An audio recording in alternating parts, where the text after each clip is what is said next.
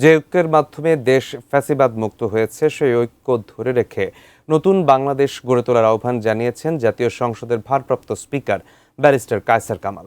জুলাই গণ অভ্যুত্থানের দ্বিতীয় বার্ষিকীতে রাজধানীর মানিক মিয়া এভিনিউয়ে আয়োজিত কনসার্টে তিনি একথা বলেন।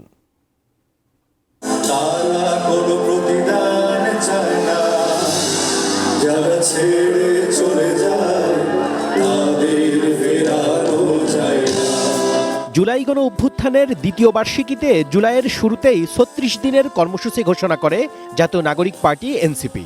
৫ আগস্ট শেষ দিন ছিল বর্ষা বিপ্লবের গান শিরোনামে উন্মুক্ত কনসার্ট। আয়োজকদের ভাষ্য, সংস্কৃতির শক্তিতে জুলাইয়ের চেতনা নতুন প্রজন্মের কাছে পৌঁছে দেয়াই এর উদ্দেশ্য। আমরা তো চেয়েছি যে এই দিনটাকে যেন বাংলাদেশের মানুষ উদযাপন করে, বাংলাদেশের মানুষের হৃদয়ে গাঁথা যে গল্পগুলো আছে সেই গল্পগুলোকে তারা আবার পুনরায় রিকল করবে। ৩৬ জুলাইয়ের বিজয়ের পেছনে যে এত মানুষের রক্ত এবং ত্যাগ, সেটাকে স্মরণে রাখবার জন্যই এই যে মনসুন কালচারাল অ্যালায়েন্স বা ঢাকায় আরও কয়েকটি জায়গায় তারা এরকম গানের আয়োজন করেছেন, আসর বসিয়েছেন। তারুণ্যের সমাগম এই জায়গাটা কিন্তু আমাদেরকে অভিভূত করে।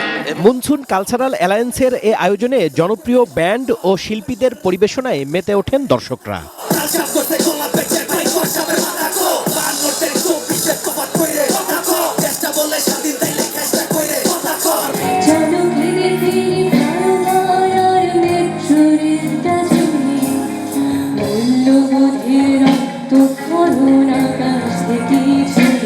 অনুষ্ঠানে জাতীয় সংসদের ভারপ্রাপ্ত স্পিকার ব্যারিস্টার কায়সার কামাল নতুন বাংলাদেশ বিনির্মাণে ঐক্যের ডাক দেন।